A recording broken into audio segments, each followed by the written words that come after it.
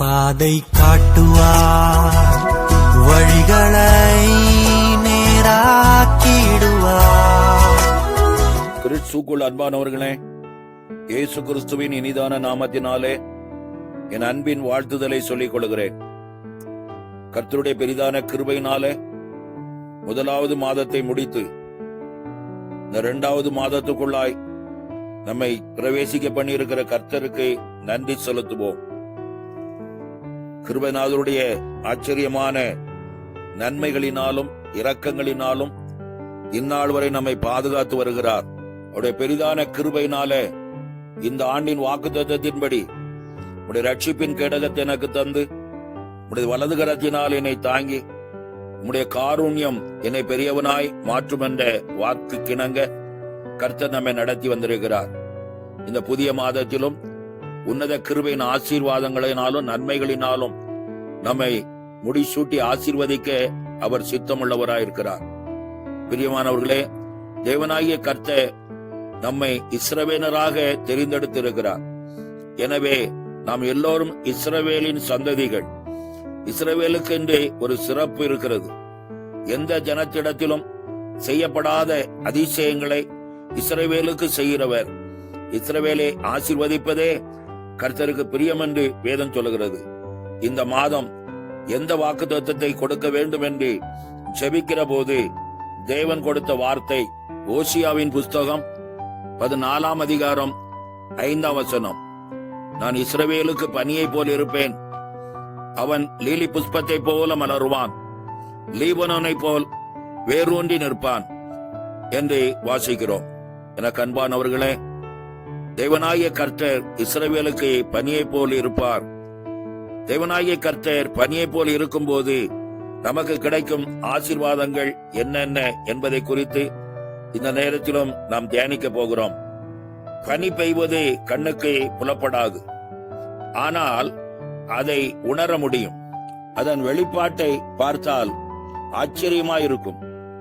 புல் பூண்டு வளர்வதையும் செழிப்பாய் இருப்பதையும் நாம் பார்க்க முடியும். அவைகள் செழிப்பது பனியின் வெளிப்பாடாயிருக்கிறது. அநேக நேரத்தில் தேவனாகிய கர்த்தரும் தம்முடைய பிள்ளைகளுக்கு இப்படித்தான் இருக்கிறார். அவர் நம்மேல் பனியாய் இறங்கி வருவதை நம்முடைய கண்களால் காண முடியாவிட்டாலும் அவர் நம் வாழ்வில் கிரியை செய்து கொண்டுதான் இருக்கிறார். அவர் உங்களை கைவிட மாட்டார், உங்களை விட்டு விலகவும் மாட்டார்.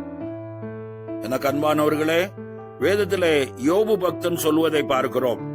யோபு 23ஆம் அதிகாரம் 8ஆம் 9ஆம் வசனத்தை பார்க்கும்போது, முன்னாகவும் அவர் இல்லை, பின்னாகவும் அவர் இல்லை, இடதுபுறத்திலும் அவர் கிரியை செய்யவில்லை, வலதுபுறத்திலும் அவரை காணோம் என்று புலம்புகிறதை பார்க்கிறோம். யோபுவின் வாழ்வில் ஏற்பட்ட மாற்றத்தை எல்லாருடைய கண்களும் கண்டது போல மறைவாய் நின்று கிரியை செய்கிற தேவனுடைய மகிமையும் மகத்துவத்தையும் இந்த மாதம் நீங்கள் அனுபவிக்க போகிறீர்கள். என் வாழ்வில் தேவன் ஏன் இன்னும் பதில் தரவில்லை, என்னுடைய எதிர்காலத்திற்கான வழி திறக்கப்படாமல் இருக்கிறதே என்று அங்கலாய்க்கிற விசுவாச ஜனமே, 2 ராஜாக்கள் 3ஆம் அதிகாரம் 17ஆம் வசனத்தில் சொல்லப்பட்டது போல, நீங்கள் காற்றையும் காண மாட்டீர்கள், மழையையும் காண மாட்டீர்கள், ஆனாலும் நீங்களும் உங்கள் ஆடு மாடுகளும் உங்கள் மிருக ஜீவன்களும் குடிக்கும்படிக்கு அந்த பள்ளத்தாக்கு தண்ணீரால் நிரப்பப்படும் என்று கர்த்தர் சொல்லுகிறார் என்று வாசிக்கிறோம். எனக்கு அன்பான தேவ ஜனமே, கர்த்தருடைய கிருபைக்கு காத்திருக்கிற உங்கள் மேல் இந்த மாதத்திலே மகிமையின் தேவன் இறங்கி வருவார். தேவாதி தேவன் தம்முடைய மகிமையின் ஆசீர்வாதத்தால் உங்களை ஆசீர்வதித்து நன்மையையும் கிருபையும் ஒவ்வொரு நாளும் தொடர பண்ணுவார். தைரியமாய் விசுவாசத்தோடு அவரை நோக்கி பாருங்கள். கர்த்தர் ஒரு நாளும் தம்மை நம்பி வருகிற பிள்ளைகளை கைவிடாத தேவன். இஸ்ரவேலருக்கு பனியை போல் இருப்பேன் என்று சொன்ன தேவன் உங்கள் வாழ்க்கையில் பனியை போல் இறங்கி அற்புத அடையாளமாய் மாற்றுவார். கர்த்தர் தாமே இந்த வார்த்தையின் மூலம் உங்களை ஆசீர்வதித்து நன்மையினால் நிரப்புவாராக. ஆமென். ஜெபம் செய்வோம். நேசிக்கிற நல்ல பிதாவே, இந்த நாளுக்காக நன்றி செலுத்துகிறோம்.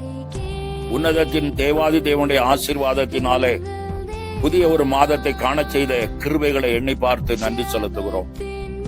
கடந்த மாதத்திலே உம்முடைய காருண்யம் பெரியவனாய் மாற்றும் என்ற உம்முடைய ஆசீர்வாதமான வார்த்தையை கொண்டு கர்த்தருடைய வார்த்தைகளை தியானித்தோம்.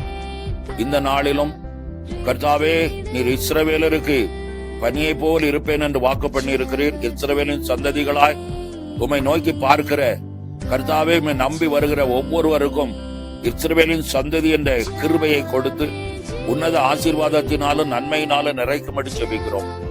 யோபுவை போல அங்கலாய்த்து கொண்டிருக்கிற அநேக மக்கள் இந்த நாட்களில் உண்டே, அவர்களுக்கும் கர்த்தர் இறங்கி அற்புத அடையாளமாய் மாறும்படி ஜெபிக்கிற ஆண்டவரே, என்னென்ன தேவையோடு எதிர்பார்ப்போடு காத்திருக்கிறார்களோ அவருடைய தேவைகள் அனைத்தையும் சந்திப்பீராக. உன்னத கிருபையின் ஆசீர்வாதங்கள் ஒவ்வொரு நாளும் அவர்களை தொடர பண்ணுவீராக. பலவீனங்கள், வியாதியின் போராட்டங்கள் இப்படியாய் தவித்துக் கொண்டிருக்கிற மக்களுக்கு நீர் விடுதலையின் கர்த்தராய் வெளிப்படுவீராக. உன்னத கிருபை சூழ்ந்து கொள்ளட்டும். மருத்துவமனையில பாடுகளோடும் சஞ்சலங்களோடு வாழ்ந்து கொண்டிருக்கிற பிள்ளைகளுக்கு நீர் போதுமானவராய் இருப்பீராக. பிசாசின் அந்தகாரத்தின் வல்லமைகள் சிக்கி தவிக்கிற மக்களுக்கு நீர் விடுதலையின் கர்த்தராய் வருவீராக. உன்னத கரம் தொடர்ந்து உம்முடைய பிள்ளைகளோடு இருக்கட்டும். இந்த புதிய மாதம் புதிய நன்மையின் ஆசீர்வாதங்களையும் கிருபைகளையும் கொண்டு வருகிற மாதமாய் கர்த்தர் ஒவ்வொரு பிள்ளைகளுக்கும் விளங்குவீராக. நீர் அப்படி செய்கிற கிருபைக்காய் ஸ்தோத்திரம். இயேசுவின் நாமத்தில் ஜெபிக்கிறோம் நல்ல பிதாவே. ஆமென், ஆமென்.